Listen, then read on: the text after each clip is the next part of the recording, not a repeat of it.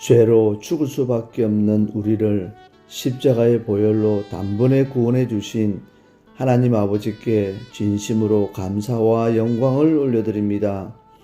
한 영혼을 천하보다 귀하게 여기시며 겟세마네 동산에서 땀방울이 핏방울이 되도록 기도하신 예수님을 생각하며 하나님의 뜻대로 순종하신 삶을 따라 살도록 인도하여 주옵소서. 사순절 기간 동안 주님을 더 생각하며 병들고 소외되고 기댈 곳이 없는 자들을 외면하지 않고 예수님의 사랑을 전하며 다가가 돌아보며 살도록 인도하여 주옵소서. 주님의 사랑과 은혜를 깊이 묵상하고 감사하며 살아가는 사순절 기간이 될 줄 믿으며 우리를 십자가의 사랑으로 구원해 주신 예수님의 이름으로 기도드립니다. 아멘.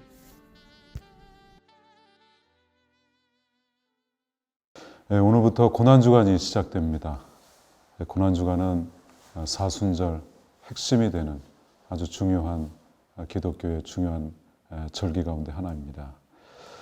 이번 이 고난주간을 통해서 예수 그리스도의 십자가의 사랑 앞에 온전히 한 걸음씩 더 나아가는 은혜의 시간 될 수 있기를 주님의 이름으로 축원드리겠습니다. 가끔씩 교회에 방문객들이 찾아오는 경우가 있습니다. 예를 들어서 방송 장비를 수리하시는 분들이라든가 아니면 잠깐 교회를 구경하러 오시는 분들이 종종 계시는데요. 그분들이 이런 질문을 하십니다.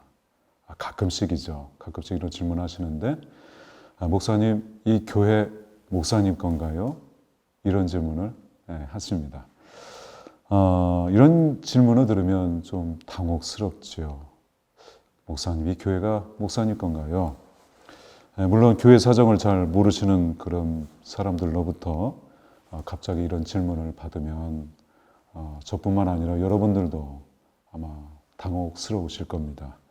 어디부터 어떻게 설명을 해드려야 될지 참 난감합니다. 어쨌든 일반 사람들이 그렇게 교회에 대해서 가장 궁금한 것이 그 부분이 아닐까 생각을 합니다. 하지만 그분들만 탓할 것은 아니다라고 생각합니다. 이 세상을 살면서 가장 중요한 것이 아니면 대부분의 많은 사람들이 소유의 개념을 가장 중요하게 생각하지 않나 싶습니다. 예를 들어서 이 인형은 누구의 것이냐로부터 시작하는 어린 아이들의 질문부터 이 집은 누구의 소유냐, 이 자동차는 누구의 것이냐, 이러한 어른들의 질문까지 여러분 대부분의 이 사람들의 관심은 소유에 있습니다. 누구의 것이냐, 내 것이냐, 당신의 것이냐. 여러분 그렇습니다. 가만히 생각해 보면 우리의 주된 관심은 바로 이런 소유의 문제가 아닐까 싶습니다. 사실 무엇을 더 얻기 위해서 오늘도 많은 사람들이 수고하고 애쓰는 이유가 여러분 바로 거기에 있지 않을까요? 그러니 사람들이 목사에게 이 교회가 목사님 겁니까? 이렇게 질문을 던지시는 것도 사실은 무리는 아니다라고 봅니다. 그렇다면 여러분, 제가 여러분들에게 다시 질문을 한번 드려보겠습니다. 교회는 누구의 것입니까? 목사의 것입니까? 아니면 누구의 것이겠습니까? 이제 오늘 본문의 말씀을 보시면 우리 예수 그리스도께서 나귀를 타시고 예루살렘 성전에 입성을 하셨습니다. 그런데 예수님께서 성전에 들어가셨을 때 거기에는 수많은 팔고 사는 사람들로 가득 차 있었습니다. 여러분, 팔고 사는 사람들이 있는 곳, 대부분 그것이 어디일까요? 예, 그렇습니다. 그것은 시장이죠. 우리가 흔히 말하는 시장 바닥입니다. 그런데 지금 이 예수님께서 입성하셨던 그 성전에 이렇게 많은 사람들이 물건을 사고 파는 그러한 시장 바닥이 되었다라는 사실입니다. 이들은 성물만 파는 것은 아니었습니다. 성직, 사제직에서부터 하급 관리직에 이르기까지 모든 직분도 바로 이것 성전 안에서 사고 파는 그런 일들이 벌어지고 있었습니다. 여러분, 그런데 이 본디 이 장사라고 하는 것은 남기자는 거잖아요. 이윤을 창출하는 겁니다. 여러분, 그 누가 이 미치는 장사를 하고 싶어 하겠습니까? 그래서 직분을 거액을 들여서라도 샀던 그 사람들은 성전에서만 통용되는 재물들을 팔 수 있는 그런 권한을 갖게 됩니다. 심지어 그 재물들을 살 수 있는 돈까지, 화폐까지 마음대로 자유롭게 팔 수 있는 그런 권리와 권한을 부여받게 되었습니다. 여기서 팔고 산 것이 아니면 그 어느 누구도 성전에서 예물로 바칠 수조차 없게 되는 그러한 구조적인 부분까지 이들은 갖춰놓고 있었습니다.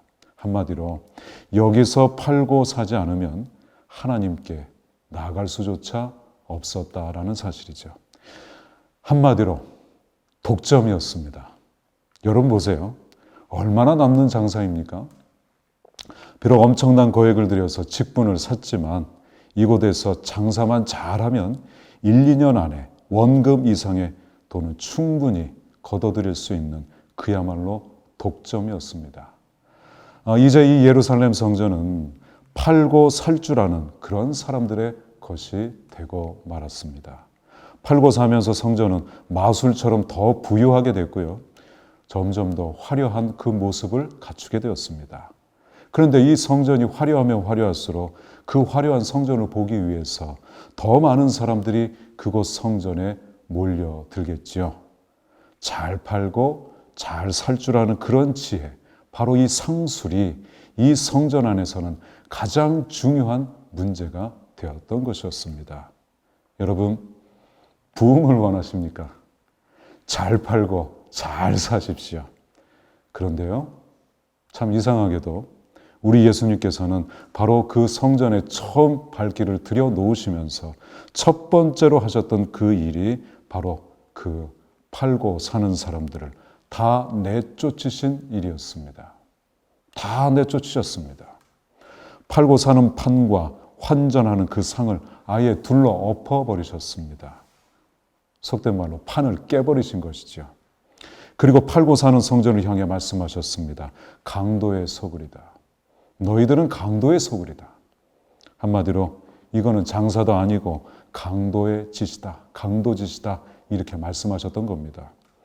그렇게 팔고 사는 상을 둘러 엎으셨던 예수님은 곧바로 또 다른 행동을 취하십니다. 그것은 바로 성전 뜰로 나가셔서 눈먼 사람들과 다리 저는 사람들, 외로운 사람들, 삶에 부딪히는 사람들을 어루만져 주셨습니다. 여러분, 그렇다면 이 예수님의 이 모습을 통해서 우리 주님은 과연 우리들에게 무엇을 말씀하고 있는 걸까요? 네, 그렇습니다. 성전은 시장판이 아니라 고통당하는 사람들을 품어주고 고쳐주고 어루만져주는 바로 그것이 진정한 성전이다라는 것을 우리 주님은 보면서 당신께서 보여주고 계셨던 것입니다. 여러분, 그렇습니다. 성전은 상품이 넘쳐나는 곳이 아닙니다. 마치 어린아이와 젖먹이들이 하나님을 진정으로 경배하고 찬양하고 그 가운데서 힘을 얻고 위로를 얻는 것, 여러분, 그것이 바로 성전이다라는 것이죠. 많은 분들이 때로 흔히 이런 말씀을 합니다. 오늘날 교회에는 경영 마인드 도입이 중요하다, 속히 필요하다, 도입해야 된다. 장사하는 그 노하우와 장사하는 그 기술이 빨리 속히 교회에 도입되는 것이 절실히 필요하다. 그런 말씀을 합니다. 네, 물론 교회는 투명하고 지혜롭게 운영되어야 됩니다. 무책임한 그 리더십은 지양되어야 되겠지요. 그러나 조심해야 됩니다. 교회는 팔고 사는 사람들을 내쫓으셨고 그 상을 둘러엎으셨던 예수님의 교회이기 때문에 그렇습니다. 여러분, 그래요? 교회의 주인은 우리 주 예수 그리스도이십니다. 그래서 교회는 그 시대의 트렌드와 어떤 소비자의 성향을 읽고 연구하는 곳이 아니라 하나님의 마음을 먼저 읽어야 합니다. 이 세상을 향한 아버지 하나님의 마음, 그리고 이 땅의 교회를 향한 우리 아버지 하나님의 마음, 그 하나님의 마음을 읽고 이 세상 가운데 우리가 해야 할 일, 우리 교회가 해야 할 일을 끊임없이 발견하고 그리고 겸손하게 행해야 합니다. 바라기는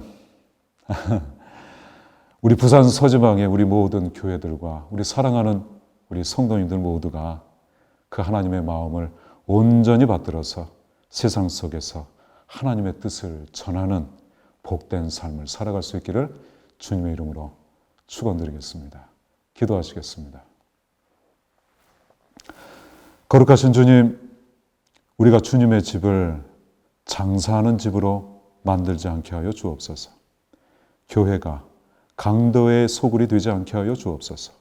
오직 다만 주님의 은혜가 넘치고 모두 함께 기도하고 모두 함께 찬양하며 서로가 서로의 눈물을 닦아주고 위로하는 하나님의 마음을 깨닫고 닮아가는 그야말로 생명이 넘치는 거룩한 하나님의 집 되게 하여 주시옵소서.